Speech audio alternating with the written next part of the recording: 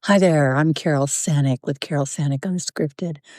And before I begin, I want to let listeners know that this episode will touch on body changes after breast cancer surgery and the intimacy of sharing those changes with a partner.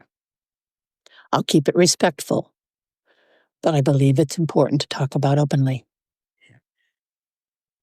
Yes, I'm Carol Sanick Unscripted, and it just happens to be Pinktober. And of course, I really enjoy helping other people, other survivors, other thrivers celebrate life.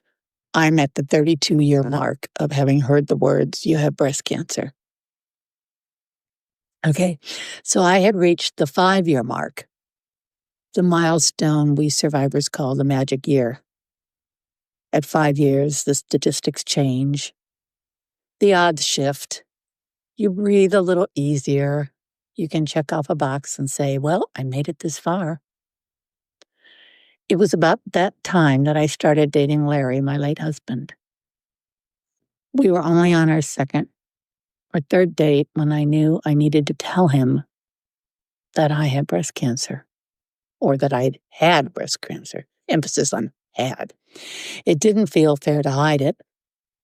I had survived it for 5 years. I had a lumpectomy. And yes, that meant I had a scar. For years, as a phone counselor with my knee, I had heard women ask the same question again and again. How do I let anyone see me now? Whether it was a lumpectomy like mine, a mastectomy, or even a double mastectomy, the fear's the same. Will anyone ever see me as whole again? Will they touch me with love, or will they look away? I carried those questions too. And on that date with Larry, I told him the truth. I told him I had hit my 5-year mark. I told him what it meant. And I told him about the scar. He went home that night and told his daughter. And she immediately told him what supplements I should be on, what I should be taking, what I should be doing, which he couldn't wait to tell me.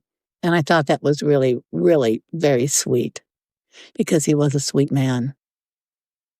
And the first time he saw my scar, he didn't flinch. He didn't look away. He leaned in and he kissed it. In that moment, I knew I was still very whole to him, more than whole. I was loved, scars and all. That moment has never left me. Never, because breast cancer isn't just about surviving the disease. It's about surviving the aftermath. It's about living in your body again.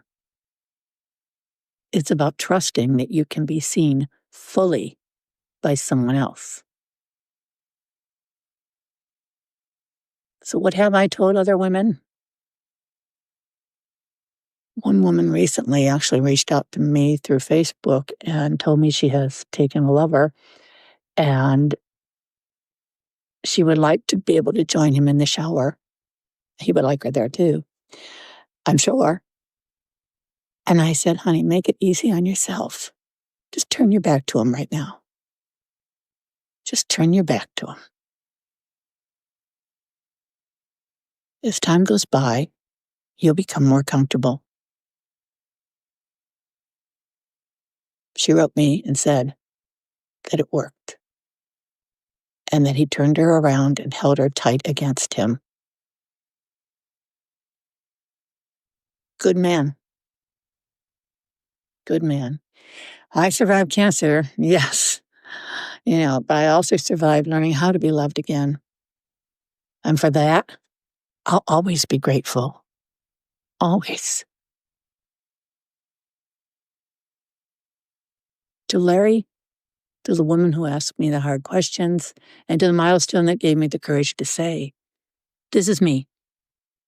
This is my body, and it is still worthy of love. So if you're listening and you carry your own scars, please hear me when I say this. You are whole. You are more than the sum of what cancer took, and you are still worthy of love. Again, I'm Carol Sanick. This is Carol Sanick Unscripted. And yeah, today was a little bit out there as far as, not everybody would be comfortable listening. But there are millions of women who need to hear the message. You are whole. You are more than the sum of what cancer took. And you are still worthy of love. Thank you very much for listening. And that's a wrap.